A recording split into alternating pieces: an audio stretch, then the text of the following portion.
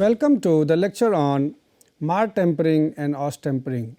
So, these are another two special kind of heat treatment methods. Basically, you are giving thermal treatment to achieve good properties to the material. So, as we know that when we do the quenching, now what happens in the case of quenching, when we are quenching from higher temperature to a very low temperature or to the liquid at room temperature.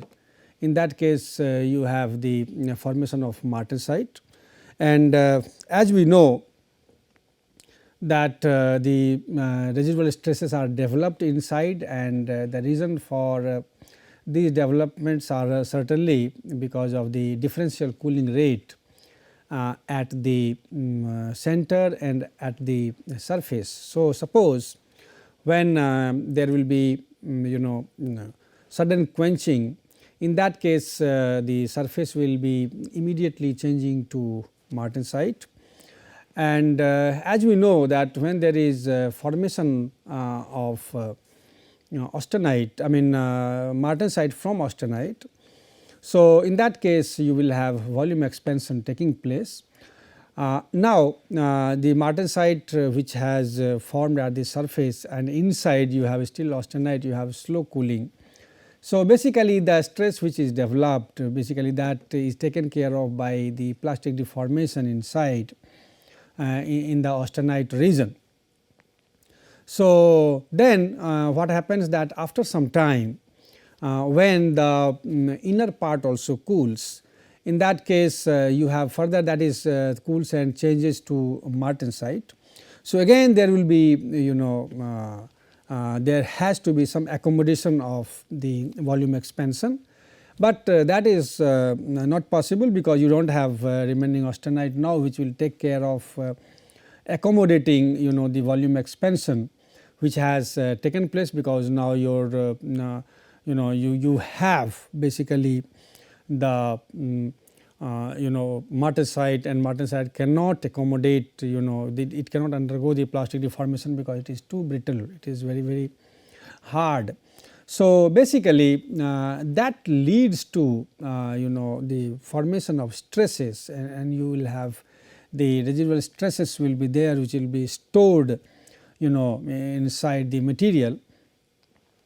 And that these stresses, if they are higher, in those, in many cases that can lead to cracks. So, so these are quench cracks. So, that is how we talk about. So, as we know that the residual stresses which are inside the material, they are detrimental, and many a times we do the stress relieving operations to basically get the desired structure, to get the desired softness inside the material. So, basically when when your so basically there will be gradient of temperature from outside to inside, and if you look at the stress distribution, so you will have thermal contraction, and then so thermal contraction for steel has certain value, like it is 11 into 10 raised to the power minus 6 per Kelvin. So, that is your thermal expansion coefficient. So, so certainly it will have you will have certain contraction when your temperature is there is a change of temperature. Now, what I was talking, that when we are quenching, then in that case you will have the residual stress pattern will be there, which will be different at the center and at the surface. So, if you look to the residual stress pattern, so if you take when you do the thorough hardening, in that case you will have residual stress pattern will be there, like you will have so you will have at the surface, this is subjected to the tensile type of residual stresses, and inside you will have the compressive type of residual stresses which are developed inside the material. So, your positive is basically tensile and the negative is compressive residual stress. Now, when we do the shallow hardening of the material, in that case the stress pattern will become like you will have on the surface you will have the compressive type of residual stress pattern. So, residual stress distribution will be negative and then inside you will have plus.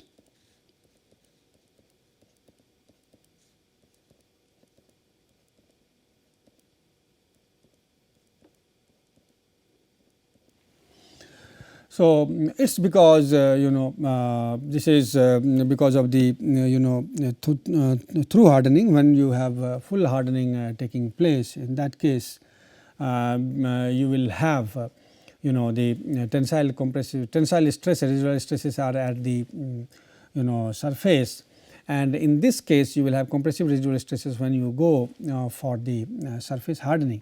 The point is that we must be acquainted with this kind of residual stress distribution when you do the quenching, and we will also see that we have already studied that there are methods for removing these residual stresses, and mostly we do it by stress relieving operations or by annealing operations, and if the stress values are reaching to an alarming level, then that may lead to cracks. They are known as quench cracks.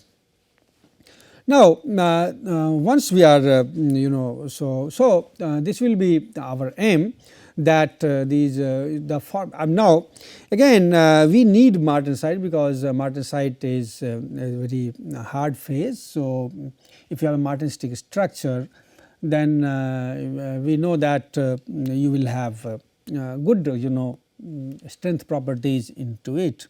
But then we also feel that because in that austenite to martensite transformation which is occurring because of the sudden quenching, in that case you will have the formation of very hard very brittle martensite phase, and that basically is detrimental because its ductility is quite less. You will have, and also the failure will be in a brittle mode.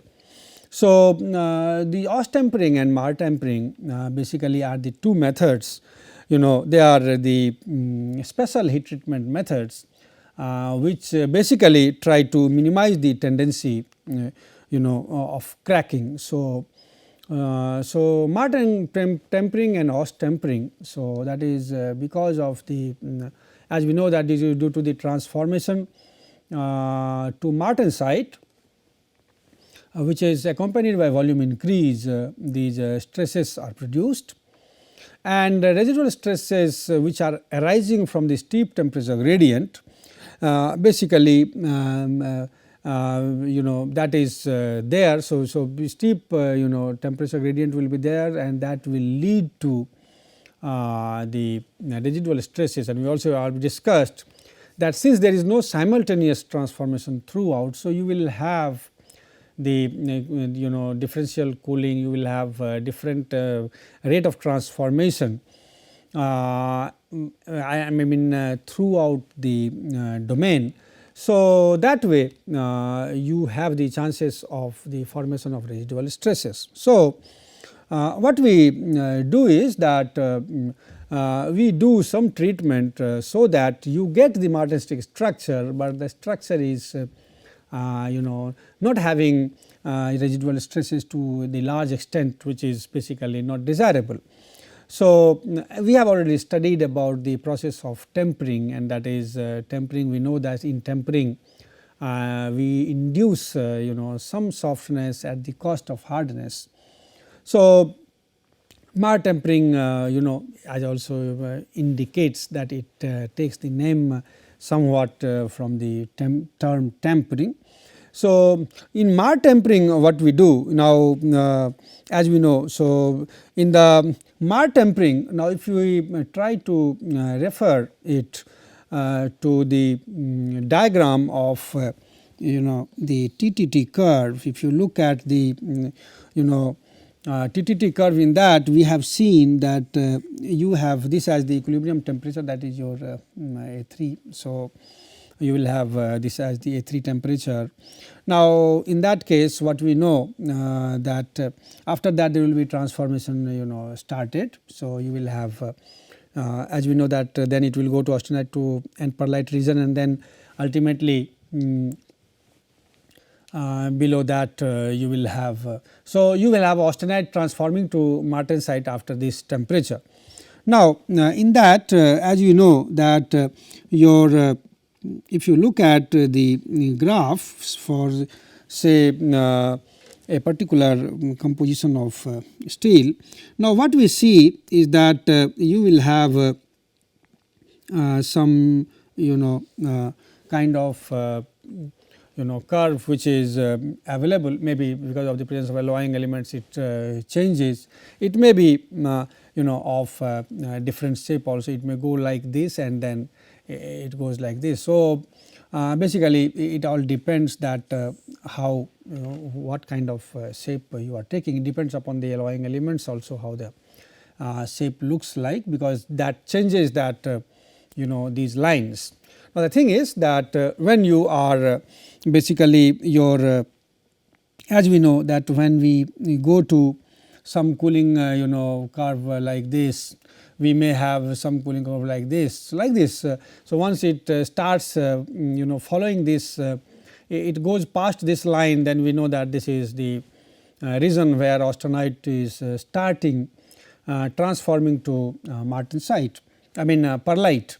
Now, as we know that when we if you quench like this, and if it is your MS temperature and you have one MF temperature. So, martensitic start and martensitic finish temperature. So, as you know that if you go to follow this line, this cooling line, in that case you are getting fully martensitic structure, and this martensitic structure basically is extremely hard.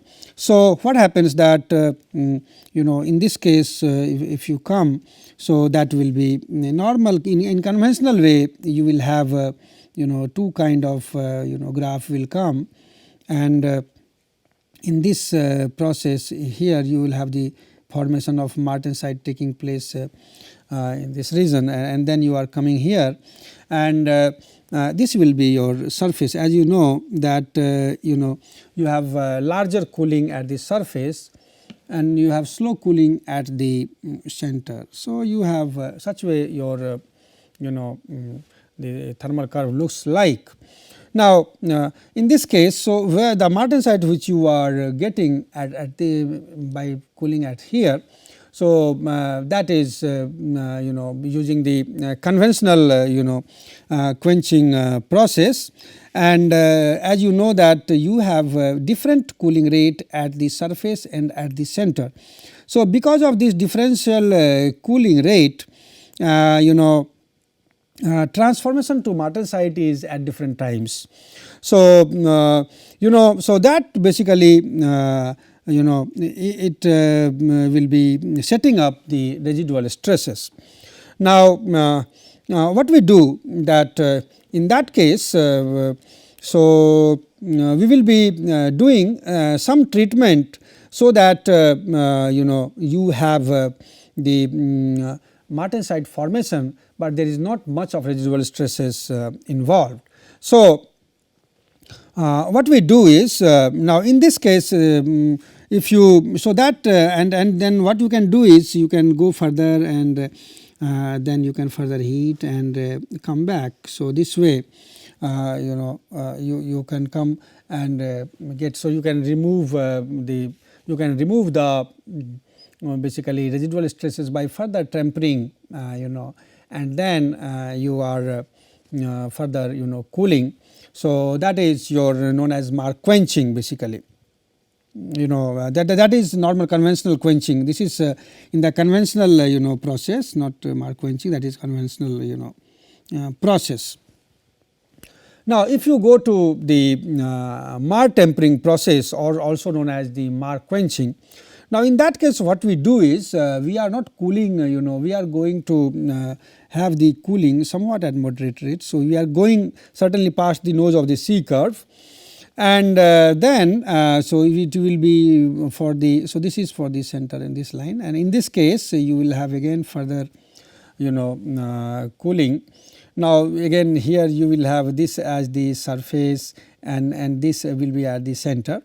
Now, what we do is in this case we are further holding, and then what we do is now we are going through this this MSMF line in between, and then further we are holding for a large amount of time, and then we are basically tempering it, and then we are further quenching. So, this process is so this is A was for the conventional process, and B is for the Martempering or Mark-quenching process.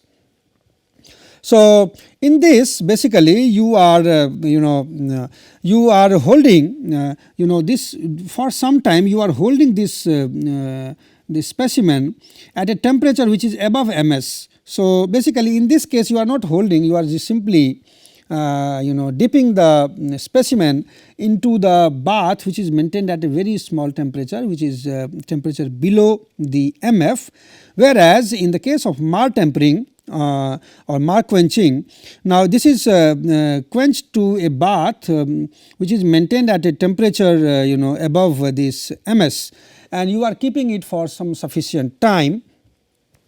This this time is to ensure that there is uniform temperature distribution inside the material.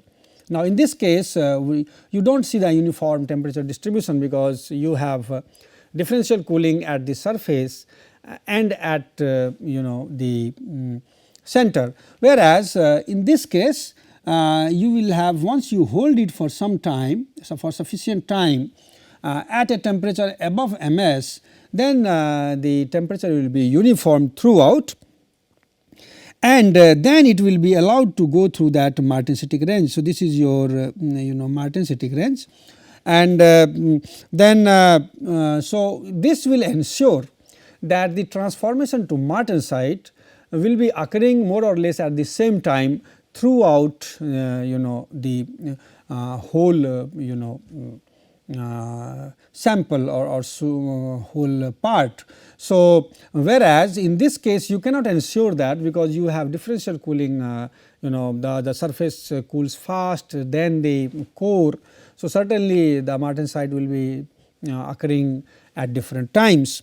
So, that basically ensures that your simultaneous formation of martensite is there when it passes through this range, and in this case you can ensure that there is the minimum amount of residual stress is formed, and that will be giving you the hardness also, because your martensite is formed. And in this case when the cooling rate through this martensite range is basically the smaller one, because as you see that the temperature difference will be small. So, cooling rate will be smaller in this case, because here the cooling rate is higher, whereas in this case cooling rate when it is passing through the martensitic range, it will be smaller. So, austenite is also likely to get retained because of the thermal stabilization. So, and further when you are coming, so then you are further doing some tempering. So, this process is known as the Martempering process, and it gives the stress free, residual stress free type of the structure, the material, because you have basically ensured that the transformation from austenite to martensite is occurring at at a constant time. So, at similar time or I mean difference of time is not more. So, that is Austempering Martempering process. Next process is the Austempering process. Now, in Austempering process basically what we get is we are getting the benaitic type of structure. So, so what we do in the case of Austempering process, what we do is we are going again in this case. So, you will have the line coming like this. So, we can have another so in the case of Austempering basically steel is quenched into the benetic bay. So, you have a benetic bay, in this case you have, this is again A3. So, as you know that we have some lines. So, that way. So, what we do is now this is and after that you will have, so this is your MS and this is your MF. So, now in the case of as we know that we have already discussed that in normal case you are going to have in slow cooling, you are going to have the formation of paralitic structure, and when you want to avoid the because once the line will cross this line, once the cooling this cooling rate will be such that it will pass through this line. So, you will have the formation of certainly some amount of perlite, and that you try to normally avoid. So, what we do is you will have to have the very fine or the benetic range in this range, you will have the benetic zone. So, for avoiding the formation of coarse perlite and to get the structure which should be having minimum of the stresses also. So, we go for the Austempering treatment, and we are basically near the nose, we are trying to prevent any transformation. So, what we do is that where our cooling rate will be such that we are coming here. So, you will have certainly differential cooling at the at this point. So, we will have this is for the surface and this is for the center, and then what we do is we basically we are going past the nose of the C curve, but we are not going into the MS or MF zone, but we are holding this temperature and we are basically passing through this line. So, in this line when it is going. So, and then once you go into this, so you will isothermally keep it for large amount of time, and this this region basically, this is basically the benite. So, you will have upper benite and lower benitic structures. So, basically you can ensure that you have a very fine kind of benetic structure which is formed. So, you are keeping this until all the structure is transformed, they transform to benite, and in this basically the cementite which is basically formed, or in earlier case you know that you have perlitic structure, in this side you have coarse perlitic structure, but in this case it is different than perlite because in this case the cementite will be in the form of needles and they will be very finely distributed. So, certainly this will be coarse benite and this will be finer benite. So, you are holding at this temperature, isothermal transformation will take place when it passes through this, and then ultimately once you hold it for sufficient amount of time, then you are going to quench it. So, this way you will have So, you will have the formation of these magnetic structure, and this type of process is known as the Austempering process. So, you will have Austempered treatment of, and you get the very fine type of magnetic structures.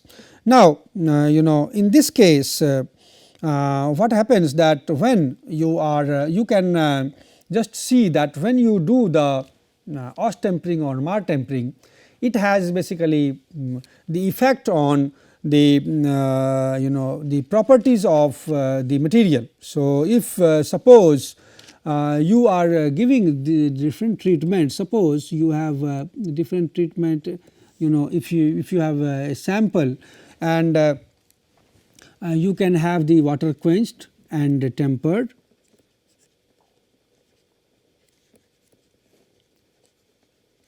Similarly, you can go for the Martempered structure, and you can go for the Austempered structure. Austempering treatment given, Martempering treatment given, and one is water quenched and tempered, that is conventional quenching, and then you have to temper certainly, because you have to remove the residual stresses. So, if you take the so for a 0.9% the steel, carbon steel, which is treated. So, for that basically we are doing. So, if you go for the different properties, like if you talk about the Rockwell hardness, so that for the water quenched and tempered it becomes 53, and C scale, and this is Martempered is 53 and Austempered will be 52. So, it will be somewhat less, but you can say that the hardness basically is remaining almost the same if you do the Martempering or Austempering in such cases. But the main difference comes in the case of impact. So, if you do the impact test, so if you do the isotope impact testing, and if you find the impact value in terms of joules, then you get the impact value as 16 in the case of water quenched and tempered, whereas your value in Martempered and Austempered case will be 35 and 56. So, you can see that you have appreciable change in basically the toughness value or the impact strength of the material as you go to Martempering and Austempering, and Austempering gives you very tough structure, toughness is quite high, whereas hardness is not very much compromised. It has just come down from 53 to 52. And if you look at the elongation, so elongation again you will have changes observed. Elongation, while in water quenched and Martempered case it will be almost negligible, whereas in the case of Austempered specimen it comes down to to 9%. It is the elongation is quite increased in the case of Austempered. So, these materials what we see they are showing very good toughness values for the Martempered as well as the Austempered material. This material treated with Martempering or Austempering, and ductility is maximum. So, this Austempered treatment gives you the best ductility. As far as the looking at the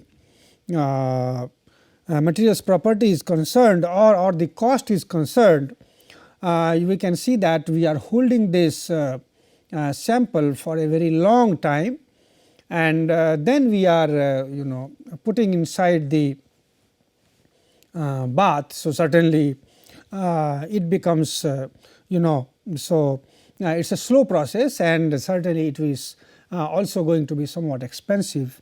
as compared to the other two processes. So, these are Austempering and Martempering are very much practiced processes on the shop floor, and apart from that many a times we need to have the property to be distributed in such a manner that this hardness is required at the surface and core seems is required to be tough. So, you have another kind of heat treatment that is known as the surface hardening process or the case hardening processes. So, that is another kind of heat treatment that we will discuss in our coming lectures. So, this is about these Martempering and Austempering treatment processes for especially for the steels. Thank you very much.